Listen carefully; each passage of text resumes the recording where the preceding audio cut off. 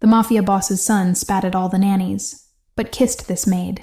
New Orleans shimmered under the glow of streetlights as rain pounded against the windows of the Grand Garden District mansion, masking the sound of a baby's relentless cries that had lasted for hours without relief. Charles Blackburn stood in the shadowed doorway of his son's nursery, his powerful frame slumped with exhaustion as he watched yet another qualified nanny pack her belongings, tears streaming down her face. The woman's hands trembled as she fumbled with her suitcase clasps, muttering about devil children and impossible situations, while avoiding his cold, calculating stare.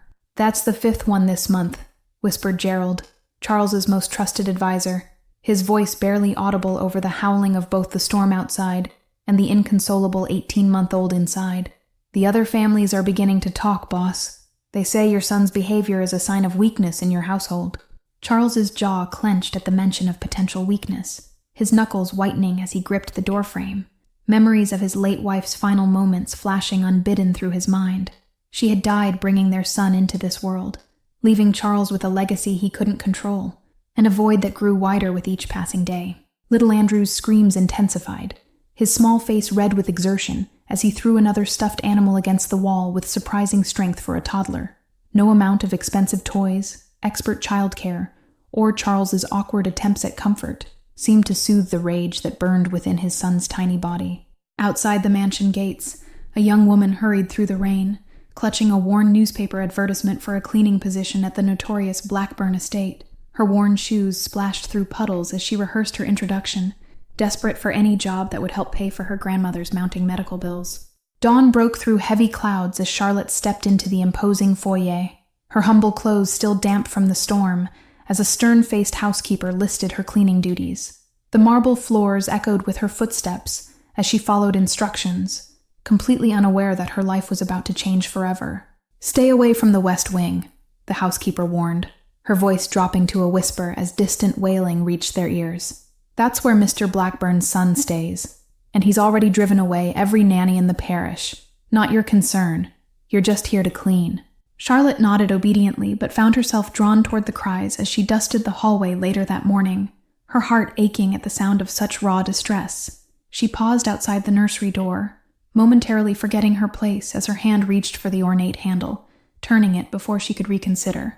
The nursery fell suddenly silent as she entered, causing Charlotte to freeze in place as a pair of startlingly blue eyes, identical to those she'd glimpsed in Mr. Blackburn's portrait downstairs, locked onto hers from a luxurious crib. Andrew's tear-stained face registered something akin to curiosity as he studied this new stranger in his domain. "I'm sorry, little one," Charlotte whispered, knowing she should leave immediately but unable to turn away from the child's intense gaze. "I just wanted to make sure you were all right. Those were some mighty big cries for such a small person." Without thinking, Charlotte hummed a soft melody her grandmother had taught her, a Creole lullaby that had soothed her own childhood fears. To her astonishment, Andrew's rigid posture relaxed slightly, his tiny fingers unclenching from the bars of his crib as the gentle notes washed over him. Charles Blackburn stood transfixed in the doorway, having rushed upstairs at the sudden silence that had fallen over his usually chaotic household.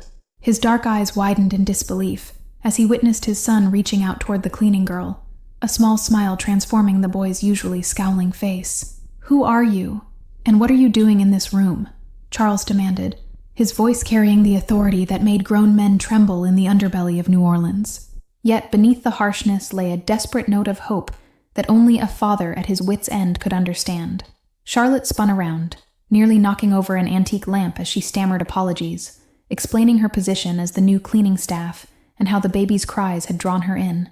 As she spoke, little Andrew let out a soft coo, crawling to the edge of his crib, with arms outstretched toward this strange new person who had somehow broken through his fortress of misery. "He's never done that before," Charles murmured, watching in astonishment as his son reached eagerly for the young woman.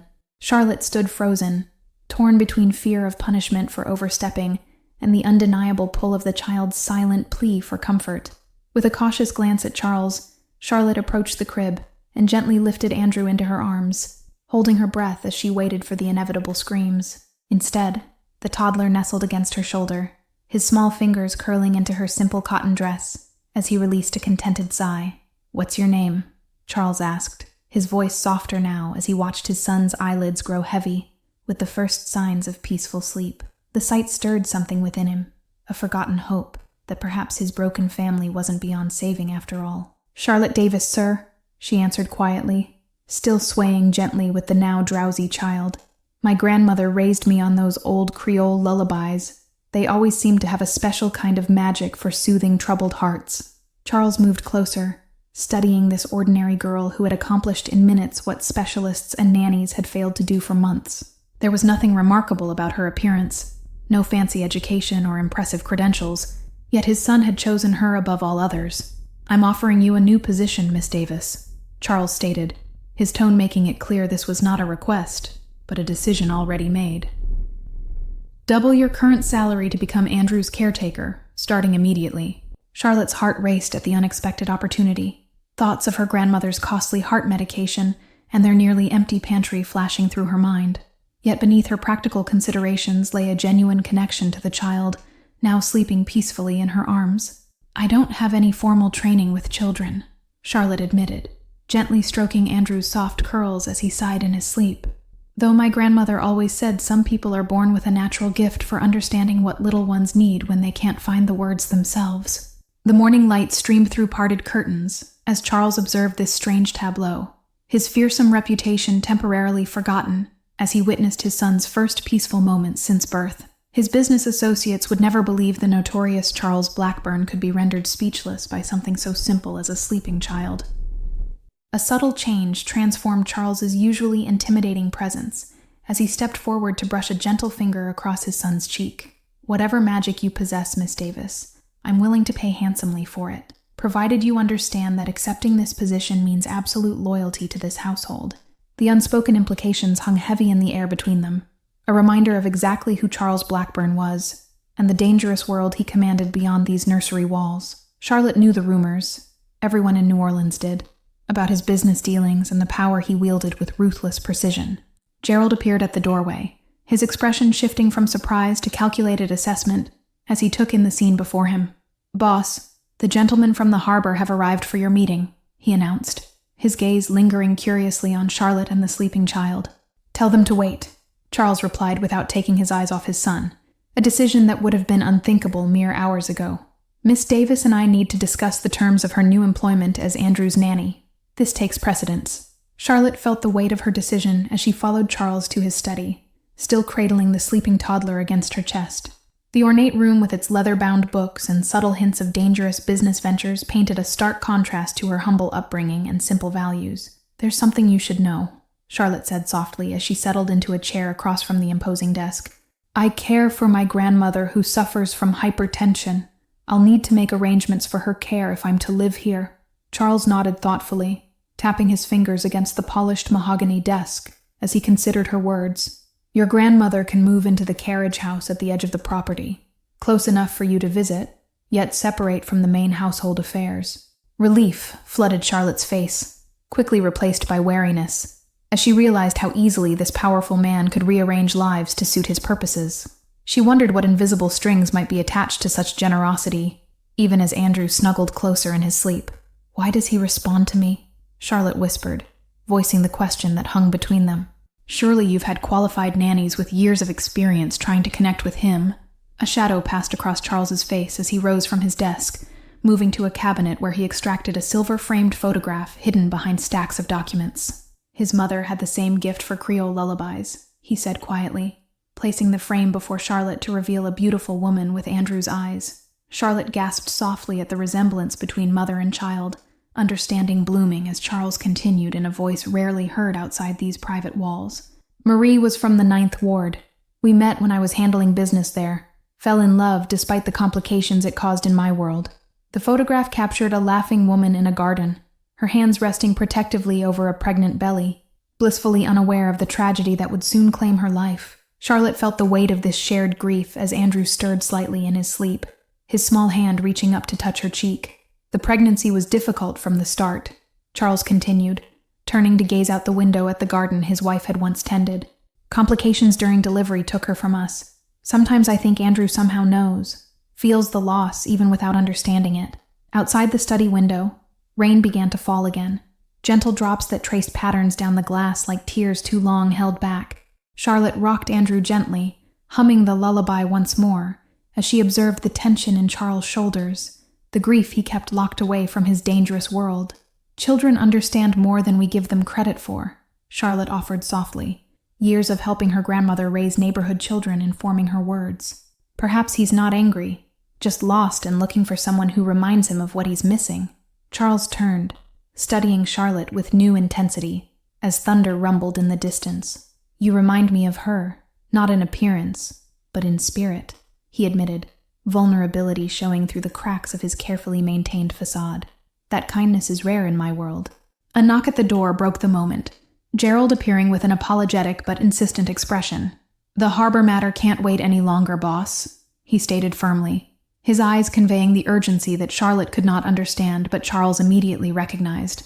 "We'll continue this discussion later," Charles told Charlotte, his business mask sliding back into place as he straightened his tie. "Gerald will show you to the nursery suite. Consider it yours now, as Andrew clearly won't tolerate being separated from you." Charlotte watched him transform before her eyes, the grieving widower vanishing beneath the calculated exterior of a man who controlled half the city's underworld. She wondered which version was the real Charles Blackburn, and whether either could be trusted with her future. 3 months passed with remarkable transformation in the Blackburn household, Andrew's tantrums giving way to giggles and babbling attempts at words. Charlotte had settled into a routine of morning walks through the garden, afternoon naps, and evenings spent teaching Charles how to connect with his son. Charlotte's grandmother, Mrs. Davis, had moved into the carriage house as promised, her wise presence a calming influence during weekend family dinners that had somehow become a tradition. Her health had improved with proper medication and less stress, her sharp eyes missing nothing as she observed the growing connection between her granddaughter and the formidable Mafia boss. "He looks at you the way the moon gazes at the stars," Mrs. Davis commented one evening as they sat on the porch, watching Charles push Andrew on a newly installed garden swing. "Be careful, child. Men with power see the world differently than we do." Charlotte dismissed her grandmother's concerns with a gentle laugh, though her heart fluttered traitorously whenever Charles entered a room. She told herself her feelings were merely gratitude for his generosity, for the security he provided, for the way he was slowly learning to be a father. Late one night, as Charlotte tiptoed from Andrew's room after settling him with a story, she noticed a sliver of light beneath Charles' study door, and muffled voices raised in urgent discussion. Against her better judgment, she paused, the unmistakable tension in Charles's tone holding her in place. "The Calloway family is making moves along the riverfront," a gruff voice stated, one Charlotte recognized as belonging to Hector, Charles's security chief. "They're saying the Blackburn operation has gone soft since you've been playing house with the nanny and your kid."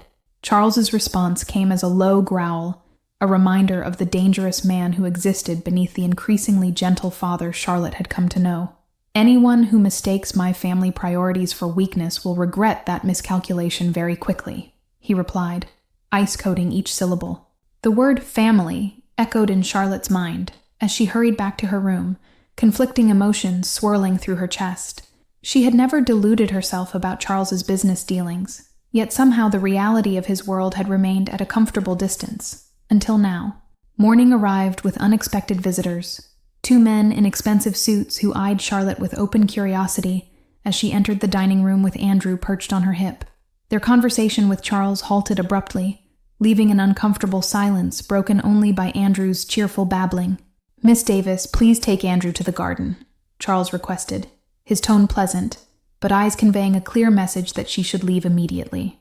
The stranger's calculating stares followed her retreat, sending shivers down her spine despite the warm summer morning. Later that afternoon, while Andrew napped, Charlotte found herself drawn to Charles's study, seeking answers to questions she wasn't sure she should ask.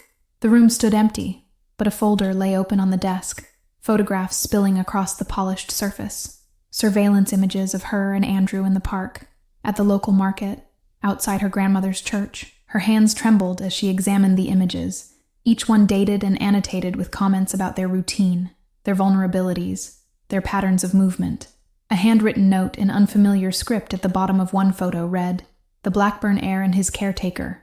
Perfect leverage." Charlotte sank into Charles's chair, the world tilting beneath her as she finally confronted the danger she had invited into her life, and worse, into her grandmother's and Andrew's. The protective bubble of domestic bliss she had been living in shattered, revealing the harsh reality she had chosen to ignore. The study door opened suddenly, Charles freezing in the doorway as he took in the scene before him. Charlotte surrounded by the surveillance photos, her face pale with the knowledge of threats she had never been meant to discover. "You weren't supposed to see those," he said quietly, closing the door behind him. "Are we in danger?" Charlotte asked directly, finding courage in her concern for Andrew and her grandmother. "Is someone targeting your son because of your business activities? Because of me?" Charles crossed the room slowly, gathering the photographs with practiced calm that did nothing to mask the tension radiating from his powerful frame. "The Calloway family is attempting to expand their territory. They see my attention to Andrew as a distraction they can exploit," he explained, his voice measured. "And they're right, aren't they?" Charlotte pressed, rising from the chair to stand her ground. "You've been spending mornings teaching your son to build block towers instead of managing your business interests. That makes us targets." Outside the window, the garden where they had spent countless peaceful hours now seemed exposed and vulnerable, the high walls surrounding the property suddenly inadequate protection. Charles followed her gaze, understanding blooming in his expression as he witnessed her fear for the first time. "I have men watching the property, the carriage house, the routes you take to the park. Nothing will happen to you, to Andrew, or to your grandmother," Charles assured her, reaching for her hand with uncharacteristic gentleness. "You have my word, Charlotte."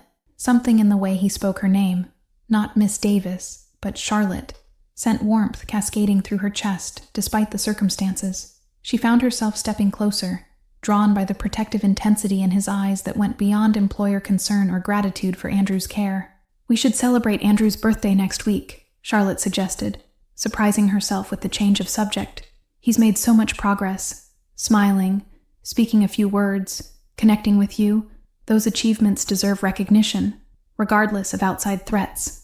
Charles studied her face, clearly weighing her reaction against his expectations, before a rare smile transformed his usually severe features. "A small gathering in the garden.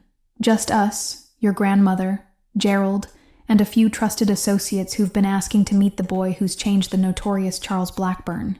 The day of the celebration arrived with perfect weather, golden sunlight filtering through oak branches, as Charles proudly introduced his son to his inner circle. Andrew, dressed in a miniature suit that matched his father's, charmed everyone with his newfound confidence and joyful laughter. Charlotte watched from the refreshment table, her simple blue dress a stark contrast to the expensive attire of Charles's associates' wives, who regarded her with thinly veiled curiosity. She felt the weight of their assessment, the unspoken questions about her role in this household and this man's life. Mrs. Davis approached, patting Charlotte's hand knowingly as she followed her granddaughter's gaze to where Charles stood. Andrew balanced on his shoulders as he pointed out butterflies dancing among the roses. "That man may run half this city's shadows, but he looks at you like you hang the stars, child." As twilight descended, fairy lights illuminated the garden, casting a magical glow over the remaining guests who lingered over cake and conversation. Charlotte slipped away to put an overtired Andrew to bed, singing softly as his eyelids fluttered closed, his small hand clutching her finger even in sleep. She sensed Charles before she saw him, his presence filling the nursery doorway, as he watched his son drift into peaceful dreams.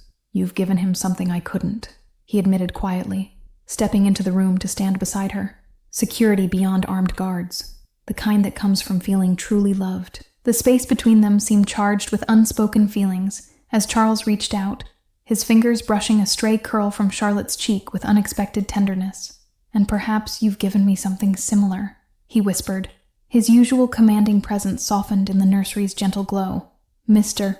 Blackburn, a moment of your time," Gerald interrupted from the hallway, his expression conveying urgency that could not be ignored. Charles's hand fell away from Charlotte's face. The magical moment shattered as reality intruded once again. Charlotte remained by Andrew's crib, listening to the muffled conversation that drifted through the partially open door. Words like territory dispute, direct challenge, and immediate response required, sending ice through her veins. The contrast between the tender father of moments ago and the business being discussed made her heart ache with impossible choices. Dawn broke with commotion at the front gates, security personnel radioing frantically as a sleek black car parked just outside the property. Charlotte watched from Andrew's window as Charles strode across the lawn to meet 3 men in expensive suits, their body language conveying challenge rather than respect. Andrew sensed the tension, clinging to Charlotte's neck as she tried to distract him with breakfast and toys, all the while straining to understand the raised voices from the garden below. Glass shattered somewhere in the house, followed by hurried footsteps, and the unmistakable sound of Charles barking orders to his security team. Gerald appeared at the nursery door, his normally composed face lined with concern as he gestured for Charlotte to follow. "Mr. Blackburn wants you and Andrew in the safe room immediately. Don't stop for anything. Just come now," he instructed, already reaching for the child. Deep beneath the mansion, past hidden panels and reinforced doors, Charlotte found herself in a surprisingly comfortable apartment, stocked with supplies and equipped with surveillance monitors showing every angle of the property. Andrew explored the new space with curious delight, unaware of the danger that had prompted their hasty relocation. "The Calloway family has made their move," Charles explained hours later as he joined them, his knuckles bruised and a fresh cut above his eye betraying the confrontation that had occurred.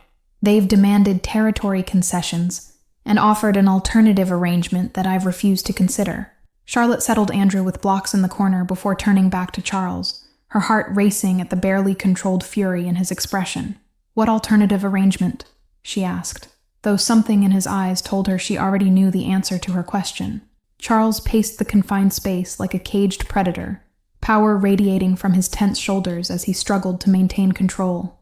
"They suggested a traditional alliance, a marriage between our families that would end the territory dispute and unite our operations under shared leadership." The implications hung heavy in the air between them, Charlotte's mind racing to understand the politics of a world so foreign to her own upbringing. "And you refused because," she prompted, her voice barely above a whisper, as Andrew happily stacked blocks, oblivious to the adult conversation.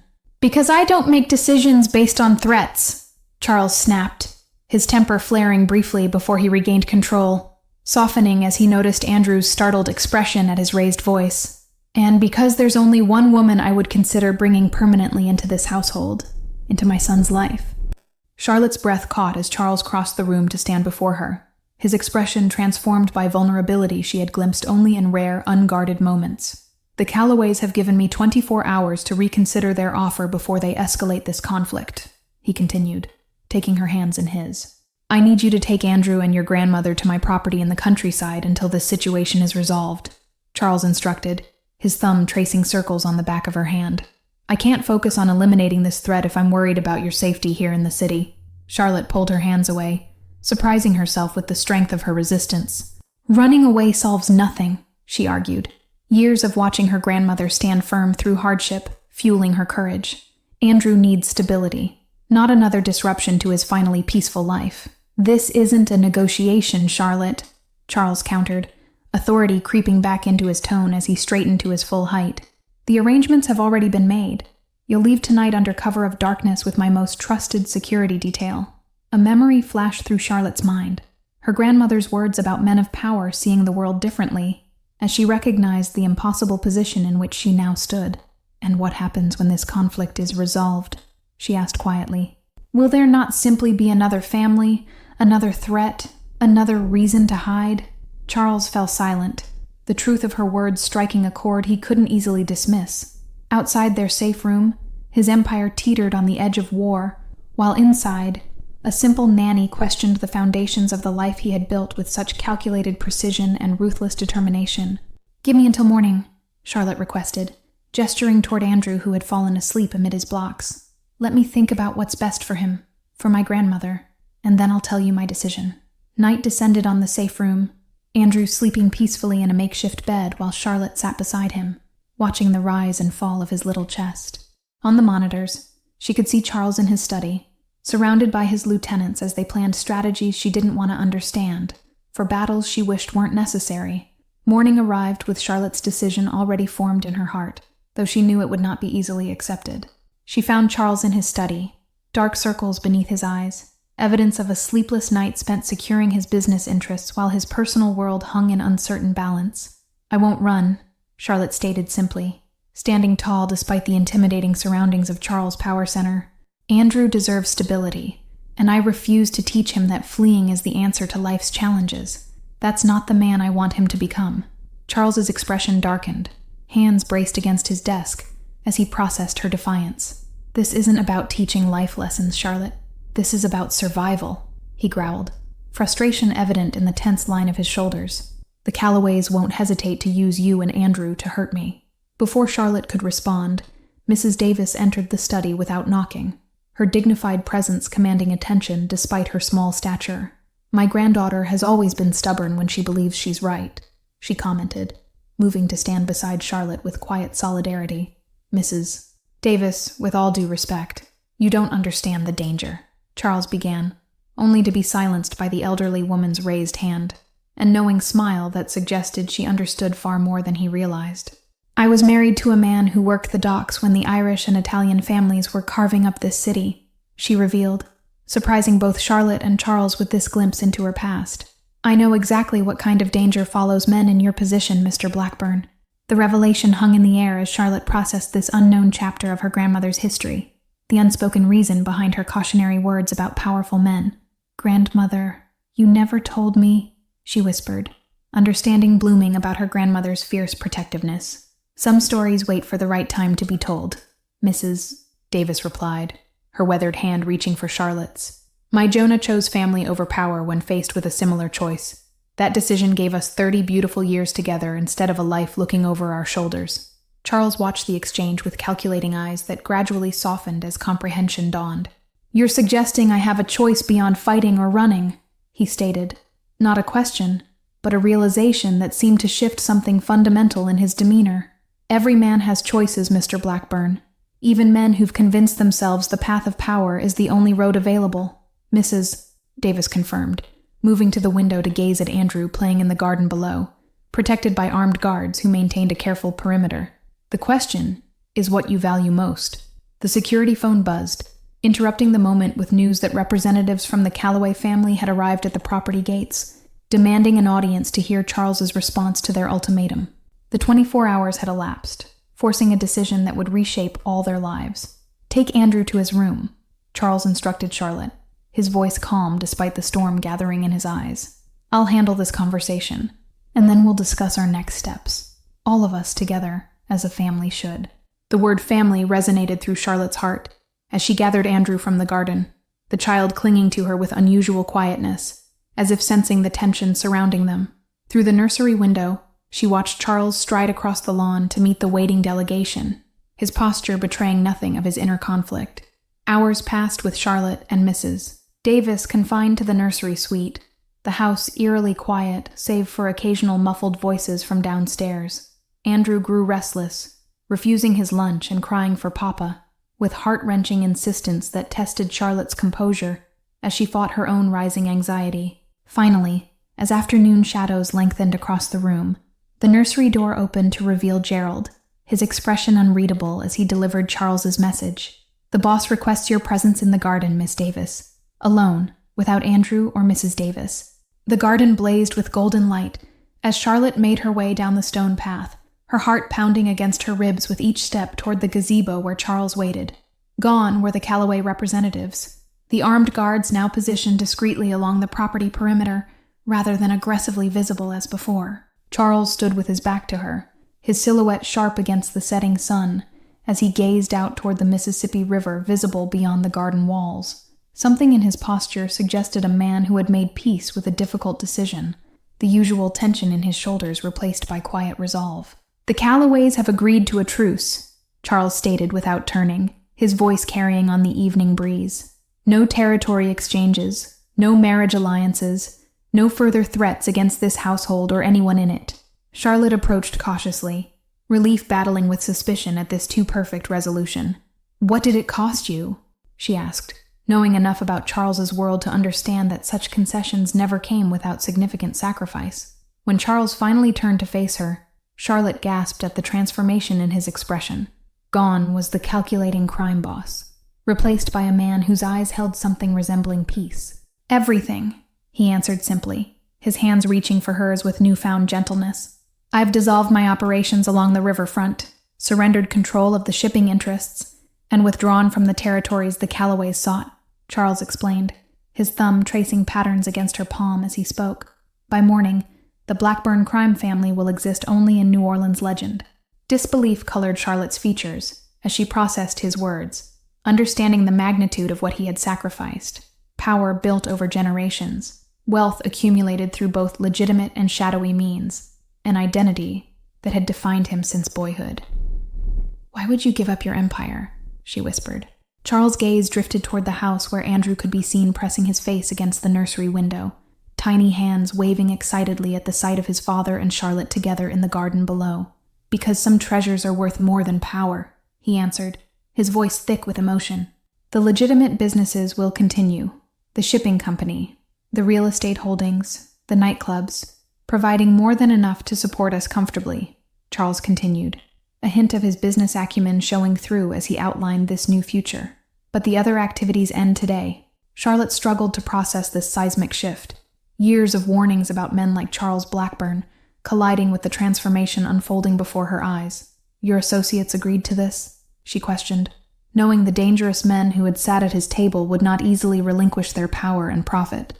"Some will follow Gerald to the Callaway organization, some will establish their own operations, and some—" Charles paused, a flash of the dangerous man he had been crossing his features momentarily. "Some required more persuasive methods to accept this new reality." The unspoken violence behind his words reminded Charlotte that despite his choice, Charles remained a man capable of ruthless action when necessary, a complexity she would need to accept if she chose to remain in his world. "And what happens to us now?" she asked, the question encompassing far more than business arrangements. Charles led her deeper into the garden, to a secluded bench beneath a canopy of wisteria where they had spent countless evenings watching Andrew play. "That depends entirely on you, Charlotte," he said, lowering himself to one knee in a gesture that stole her breath. From his pocket, Charles withdrew not an ostentatious diamond, as might be expected from a man of his wealth, but a simple band of twisted gold holding a small pearl, delicate, unique, and somehow perfectly suited to the woman he addressed. "I'm asking you to help me build something better than what I'm leaving behind." Charlotte's hands trembled as Charles continued. His usually commanding voice softened with vulnerability she had glimpsed only in rare, unguarded moments with Andrew. "I'm asking you to be my wife, Andrew's mother, and the heart of a family built on something stronger than fear or power." 3 months later, the Blackburn mansion hummed with activity as caterers arranged flowers and musicians tuned instruments in the garden where Charles and Charlotte would exchange vows at sunset. The transformation of the property matched the change in its owner. Security remained, but the oppressive atmosphere of danger had lifted like morning fog from the Mississippi. Andrew toddled through the garden in his miniature suit, practiced at carrying the small pillow that would bear their rings during the ceremony. At nearly 2 years old, his vocabulary had blossomed under Charlotte's constant care. His favorite phrase now a delighted "our family" that never failed to bring tears to Charles's eyes. Mrs. Davis supervised the preparation of traditional New Orleans cuisine for the reception, her health flourishing in the months since the confrontation with the Callaways. She had moved from the carriage house into the east wing of the mansion at Charles's insistence, her wisdom becoming the foundation upon which this new family built their daily life. Charlotte stood before her bedroom mirror, fingertips tracing the delicate lace of her grandmother's restored wedding dress as she contemplated the journey that had brought her to this day. From desperate job seeker to nanny to bride, a path she could never have imagined when she first passed through the mansion gates in the rain. "Having second thoughts?" Charles asked from the doorway, breaking tradition to see his bride before the ceremony. His reformed business practices had softened the hard edges of his personality, though Charlotte had come to appreciate the strength that remained, now directed toward protecting their family through legitimate means. Charlotte turned, heart swelling at the sight of him watching her with unconcealed adoration. "Only thoughts about how fortunate Andrew is to have a father brave enough to choose love over power," she answered, crossing the room to straighten his tie with familiar tenderness. The garden filled with an unusual assortment of guests, former business associates who had chosen to follow Charles into legitimate enterprise, Charlotte's friends from her grandmother's church, influential New Orleans families curious about the reformed crime boss, and even a cautious delegation from the Callaway family, honoring the peace agreement with their presence.